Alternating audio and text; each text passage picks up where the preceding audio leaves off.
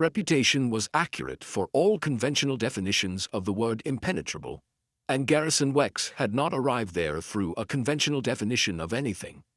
He had arrived in a cargo container, which was the most inelegant entry method he had used in 11 years of coalition intelligence work, and which he would have preferred not to use, but which had been necessary because the more elegant alternatives had been blocked by security layers that someone with very good information had recently upgraded. The upgrade was the problem. The upgrade was why he was here. Someone inside the Dravath Sovereignty's shipyard operation was feeding detailed Coalition fleet movement data to a third party that the Coalition's Threat Analysis Division had been trying to identify for 8 months. The data transfer was happening through the shipyard's own communication network, which meant the source was inside the facility, which meant Garrison needed to be inside the facility, which meant the cargo container had been the available option. He had been inside for 6 hours when the shift patrol found him in the wrong corridor. The Verith restraint chains were, as the commander had stated, 600 years of continuous use without a recorded break. Garrison was aware of this. It was in the facility's security documentation, which he had reviewed before entering because reviewing security documentation before entering hostile environments was one of the professional habits that had kept him employed for 11 years. He was also aware of several other things that were not in the security documentation, including a comprehensive assessment of Verith iron's metallurgical properties that the Coalition's Materials Science Division had published 7 years ago in a paper primarily concerned with its applications in starship hull construction.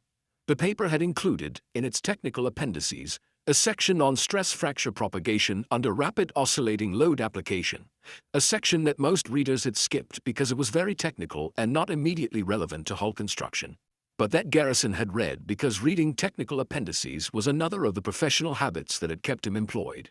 He sat against the wall for 3 hours. Not waiting, working.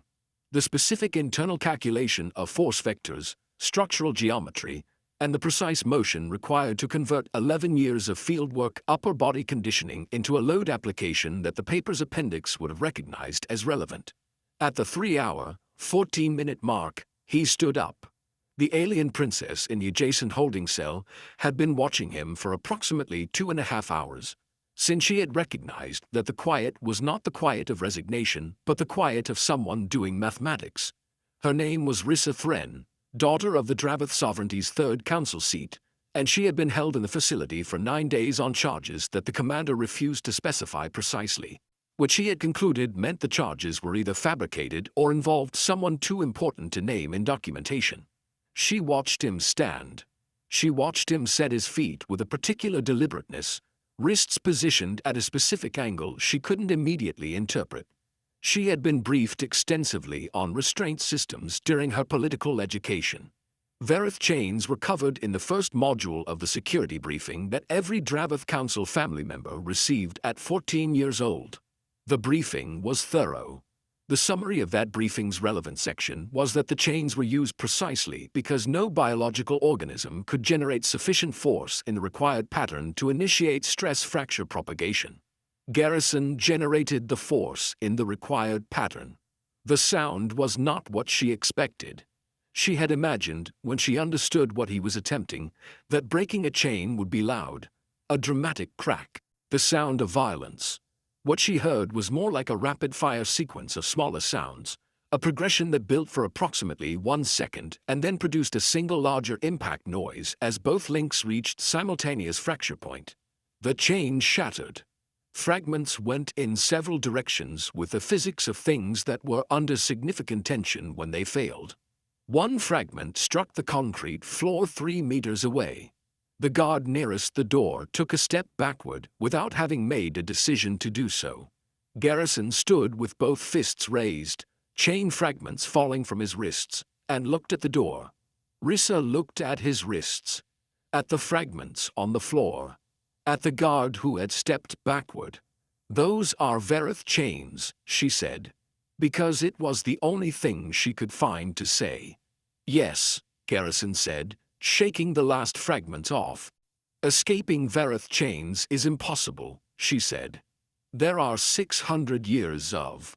The metallurgical literature describes a stress fracture propagation method under rapid oscillating load, Garrison said, rolling his wrists to check circulation. It requires a specific force pattern and about 3 hours of calculation. The documentation classifies it as theoretical.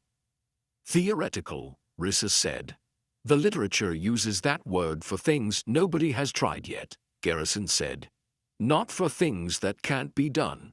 He moved to the cell door mechanism, which was a more conventional problem and took considerably less time. Rissa's cell opened at the 3-minute mark.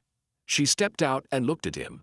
The Coalition intelligence operative who had arrived in a cargo container spent 3 hours doing metallurgical mathematics against a wall and had just made theoretical into past tense. You came for the data source, she said. Not a question. She had been paying attention for 9 days, and the data irregularities were something her council seat education had made her notice well before the facility staff wanted her to. I came for the data source, Garrison confirmed. Do you know who it is? She looked at him for a moment with a specific assessment of someone deciding how much to invest in a situation based on available evidence. The evidence available was one human who had just broken Verith chains through applied theoretical metallurgy, who had reviewed security documentation thoroughly enough to find a 7-year-old appendix, and who was asking the right question. Commander Dravath, she said. He's been routing data through the maintenance network during the shift change window. I've been watching the timing for 9 days. She paused. I didn't have anywhere to send the information. You do now, Garrison said. The next 40 minutes were, professionally speaking, the most efficient phase of the operation. Rissa's 9 days of observation produced a complete documentation of Dravath's transfer pattern. Garrison's facility access produced the transmission capability. The Coalition's Threat Analysis Division received a data package at the 53-minute mark that closed 8 months of investigation with a specificity their own methodology had not achieved. The evacuation from Garrison Station used a route that Rissa knew and Garrison didn't. The maintenance corridors that she had mapped mentally across 9 days with nothing else to occupy her attention. It was a collaboration that neither of them had planned and that functioned with the specific efficiency of two people whose different knowledge bases happened to cover each other's gaps exactly. On the extraction shuttle, running dark through the station's outer dock, Rissa looked at his wrists, the marks left by the Verith iron still visible, the bruising that rapid oscillating load application produced as a side effect. That hurt, she said. It was not a question either. Yes, Garrison said. You spent 3 hours calculating and then did it anyway. The calculation told me it was possible, he said. The calculation didn't have an opinion about whether it would be comfortable. Rissa looked at him for a long moment, the 9 days of observation having produced a considerable amount of data about what good judgment looked like in the people around her, and this representing a very specific data point. When this reaches the council, she said, there will be questions about how the intelligence was gathered. My testimony will be part of the record. She paused, with the precision of someone choosing words for a document as much as a conversation. I intend to be accurate about the contribution of Coalition intelligence methodology. That's very thorough of you, Garrison said. I'm a council family member, she said. Thoroughness is professional.